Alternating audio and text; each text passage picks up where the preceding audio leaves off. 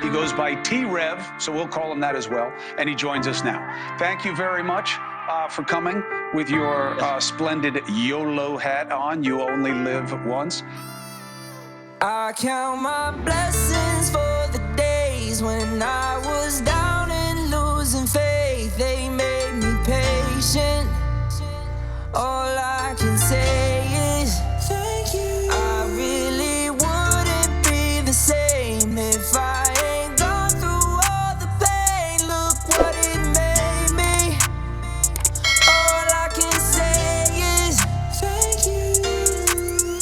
What is going on, ladies and gentlemen? Welcome to the channel. You are here with the Rev Gang family and T-REV, your host as always. We have to talk about this Bryan Kohberger pool party. I have gotten some information talking about the Bryan Kohberger pool party, and he was at this pool party, and we've been heard about this pool party for a while now. And finally, more information has came through that, you know, a few sleuths on my team have found. Shout out to Paige. I want to say shout out to Paige for this because she had hit me up. So she said, so blank, I'm not going to say who it is because I don't want people snooping around, who is Xana's best friend and blank blank's girlfriend. I was snooping on her Instagram account and I found a post in late June of her at a pool party, and the caption says something like pool lake repeat. So I Google some places nearby, 1122 King Road house, and I find a match to the exact place that blank took the picture. It's the Grove at Moscow. It's off-campus student apartments. Remember in the interview with the dude who invited Bryan to the pool party, he said, I think that was the first time Bryan had been to Moscow. I do want to dive into that, and we're going to talk about it here in this video. So make sure you hit the like button. Make sure you subscribe to the channel as we dive in and do deep dives into what possibly was the motive of Bryan Kohberger to commit these murders. Now, we do know that it was a crime of passion. As we jump into it, let's play this interview real quick. Martinez. He says Kohberger's dad approached him early on. The dad was like wanting to introduce me to Bryan, and he said something. I don't remember the exact like word he used to describe him, but it was something that was like he has a hard time making friends, or he's kind of shy, or something like that. Martinez tells us Kohberger kept up with the murders and even brought them up as a topic of conversation. He was like, "Oh, did you hear about these murders that happened?" And it was like so short after they actually happened. Like there was barely any news articles out, so there wasn't much that I could have like read. So I was like, yeah, man, that's crazy. Yeah, of course I've heard about him.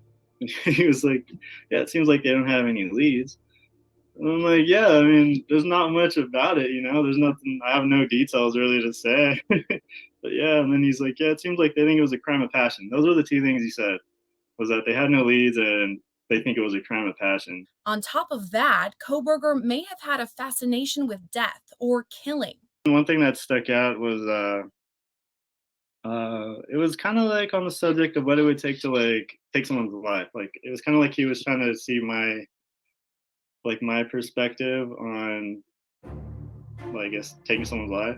After the pair were first introduced last summer, Martinez invited Kohberger to a pool party, and they saw each other occasionally after that.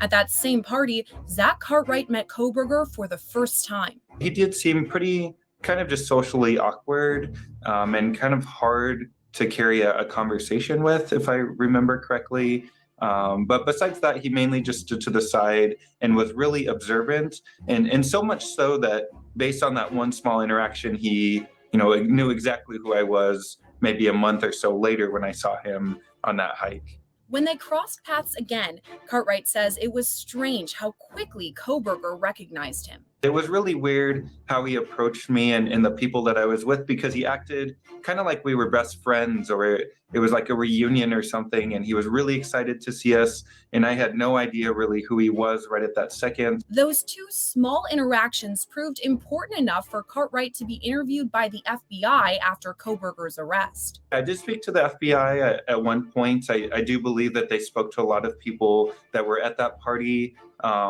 It may be because that was one of his very first times, if not his first time in Moscow. Martinez and his wife were also interviewed by the FBI.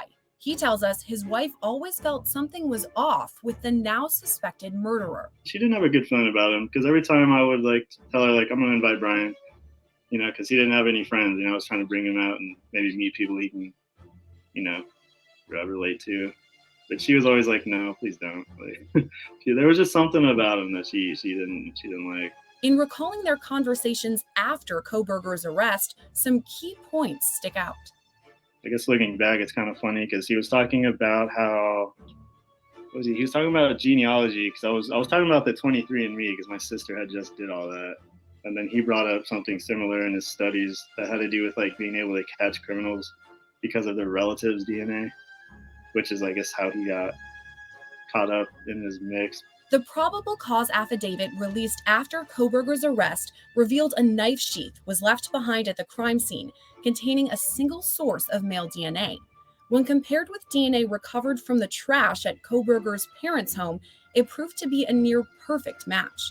When the FBI interviewed Martinez, they asked whether he had ever seen Kohberger with a similar weapon. They just asked about like if he had a knife on him or anything like that.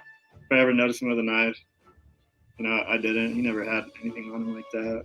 When Thanksgiving approached less than 2 weeks after the murders, now it makes sense of why they want those Snapchats. That's why they went back and collected all the Snapchats from all the victims. There's something here that we don't know about, ladies and gentlemen. And if you go back and look in some of the warrants, Meta platforms, which is Facebook, etc., Instagram, and they did get Snapchat and all these different, social media platform warrants. So I think that's important to note that I think that this has a connection. I think that the pool party has a connection with the Moscow murders. I think that Bryan Kohberger attended this pool party, the pool party that was in Moscow. It wasn't in Pullman, Washington. It was in Moscow, Idaho, and it was one of his first times there. And that's when he gained some type of obsession over the victims, and he started to prey upon a victim. He fell in love with somebody in his mind and started to prey on this victim and fantasize about different things that he wanted to do. What he wanted to do, I have no idea. But in this interview, he says crime of passion. He talked to Bryan Kohberger and he said it's some type of crime of passion. What did the investigators say early on? That they know that this was a crime of passion. It's all adding up, ladies and gentlemen. Did Bryan Kohberger go to this pool party? Now, this is part one in the episode that we're doing, and I kind of want to bring this up here because after doing some research, we were able to find out this is where the pool party took place. Now, in the second video that I do on this, the part two that I do on this video, you'll be able to see in general that we were able to connect this to the victims. We were able to pretty much narrow down them being at this pool party. Now, we were able to find some stuff on a social media platform dating back to June of 2022 at this pool party. It's very interesting, and I wanted to bring it to your guys' attention because I think we're going to hear more about this, especially when the trial comes. If I'm wrong, I will say I'm wrong. This was brought to my attention by some sleuths in the Rev Gang family. Shout out to the sleuths in the Rev Gang family. Main one being Paige on this one. Shout out to Paige for coming through with this. There will be a part two about the pool party because there's more information and screenshots and pictures and stuff that I want to display and show you guys. But right here, you can see the Grove at Moscow right here in front of you. 209 Southview Avenue, Moscow, Idaho. I think this is very interesting. Check it out. Take a look at it because I think that it adds up. The pool party in Moscow, Idaho. Was Bryan Kohberger at the pool party in Moscow, Idaho? Yes, I think he was, allegedly. Everything that you hear on my channel is allegedly. If you have not heard it from law enforcement, it is not true. But just take back here. They got the Snapchat, all the different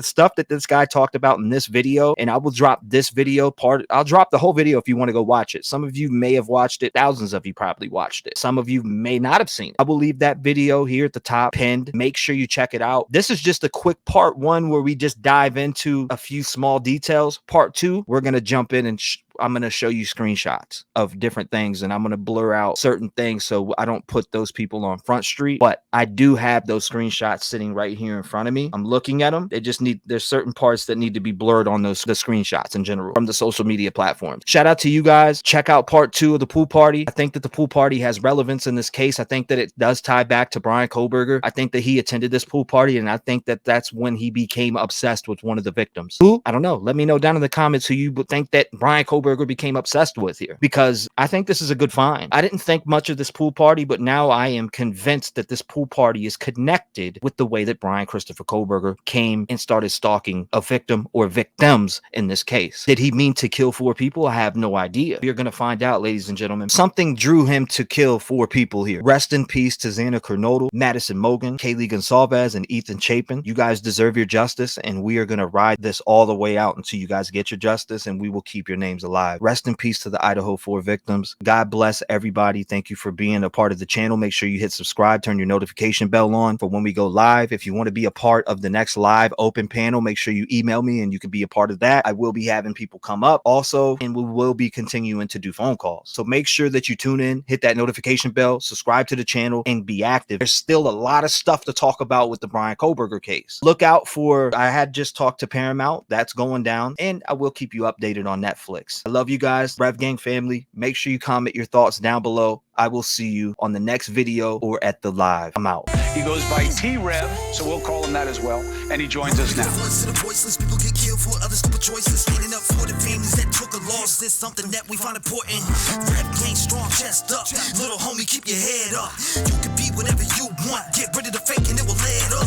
All my life I strive for greatness. I manifested my time with patience. People try to copy us, but respect is earned. It's not an obligation. I love the fam and they love me back, and that's why I always have it back. I give a voice to those people who were never given a chance by them slimy cats. When you come here, you ain't a number to me. I really take time to read what I see. Don't forget to lock your doors, cause there's danger all up in these streets. Y'all really put life into the air that I breathe. I really am thankful for all of my peeps. Your loyal